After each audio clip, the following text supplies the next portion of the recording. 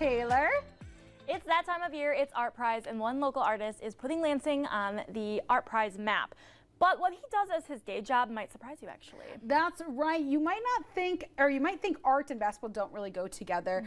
But this artist and college basketball coach, Brian Snyder, says, think again. That's right. You got to talk to him? Yeah, I got to talk to him, and you know, I didn't think that the two went together either, but I was wrong. So take a look.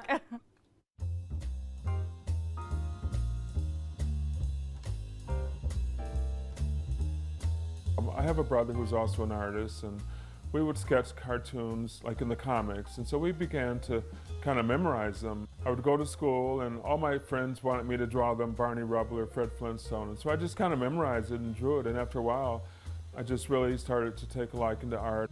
Brian Snyder doesn't remember when or if he ever became an artist, because he thinks he's always been one.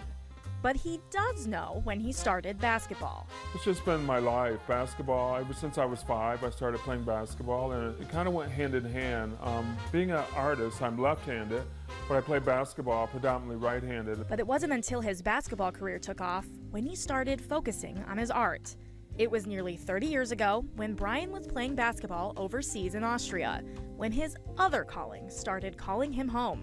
A traveling art show influenced by Australian Aboriginal art and inspired by smooth jazz caught his eye. I was really excited when I saw the show, and it just caught my eye, and from that point on I took about a year or so to develop the technique to lay down the paints and begin to explore, and from that point it's just taken off, and I've been doing this now for about 31 years. And this gallery is where his paintbrush meets the canvas.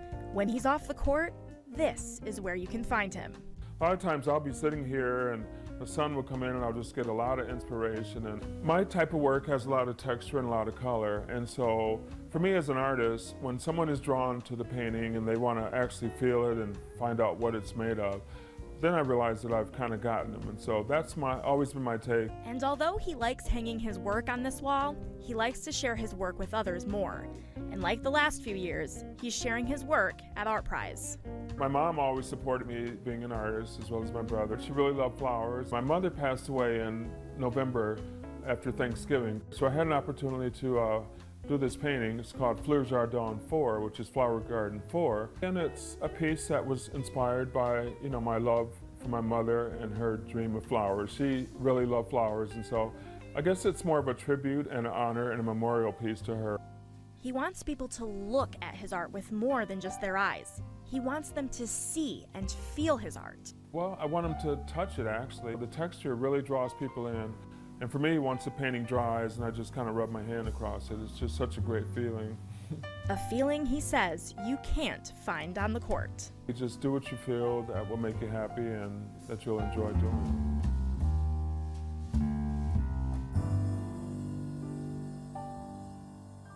Oh my gosh. It's pretty cool. And I don't know if you caught that, but everything is drawn in dots. Isn't that crazy? That is, my hand is already cramping. I know. Like thinking about how he does that, but that's a true artist right there. I bet he takes breaks and goes plays basketball and then comes back and then, yeah, because otherwise I can't see. I think I would get frustrated after a while. Yeah, but what a double threat. Very proud of him, and definitely a great representation of Lansing. Yeah, and of course, if you want to see his work, you can head to Art Prize.